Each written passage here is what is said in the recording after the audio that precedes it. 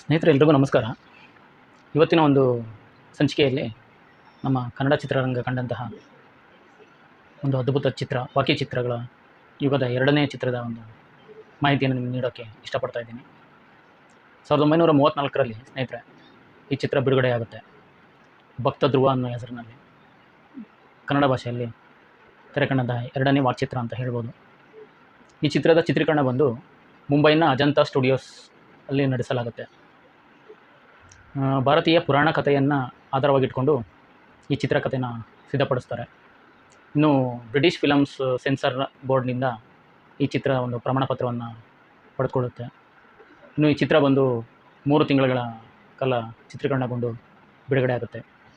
Actually ಈ ಚಿತ್ರನೇ ಮೊದಲು ತಯಾರಾಗುತ್ತೆ, ಆದರೆ ಬಿಡುಗಡೆ ಆಗೋದು ಸ್ವಲ್ಪ ನಿಧಾನ. ಆದ್ದರಿಂದ ಇದಕ್ಕೂ ಮುಂಚೆ ಸತಿ ಸುಲೋಚನಾ ಅನ್ನೋ ಚಿತ್ರ ಬಿಡುಗಡೆ ಆಗಿ ಯಶಸ್ವಿಯಾಗುತ್ತೆ. ಅದರಿಂದ ಈ ಚಿತ್ರವನ್ನು ಎರಡನೇ ಕನ್ನಡ ವಾಕ್ಚಿತ್ರ ಅಂತ ಹೇಳಲಾಗುತ್ತೆ. ಇನ್ನು ಚಿತ್ರದ ಬಗ್ಗೆ ಹೇಳೋದಾದರೆ, ಈ ಚಿತ್ರದ ಒಂದು ನಿರ್ದೇಶನದ ಜವಾಬ್ದಾರಿಯನ್ನು ಪಾರ್ಶ್ವನಾಥ್ ಆಲ್ಟೇಕರ್ ಅನ್ನೋರು ನಿರ್ವಹಿಸಿರ್ತಾರೆ.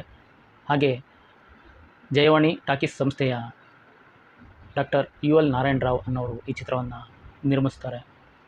ಇನ್ನು ತಾರಾಬಳಗದ ವಿಚಾರಕ್ಕೆ ಬರೋದಾದರೆ, ಈ ಧ್ರುವ ಚಿತ್ರದ ಒಂದು ನಾಯಕನ ಪಾತ್ರಧಾರಿಯಾಗಿ ಮಾಸ್ಟರ್ ಮುತ್ತು ಅನ್ನೋರು ಶ್ರೀಯುತ ವರದಾಚಾರ್ ಅವರ ಮೊಮ್ಮಗ ಅವರು ನಡೆಸ್ತಿರ್ತಾರೆ.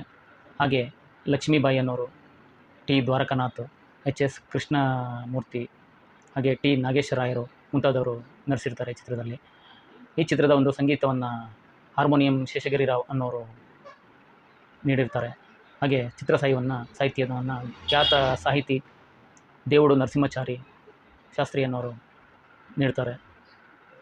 ಈ ಚಿತ್ರ ಬಂದು 1934ರಲ್ಲಿ ಬೆಂಗಳೂರಿನ ಸೆಲೆಕ್ಟ್ ಸಿನಿಮಾ ಹಾಲ್ನಲ್ಲಿ ಪ್ರಪ್ರಥಮವಾಗಿ ತೆರೆ ಕಾಣುತ್ತೆ.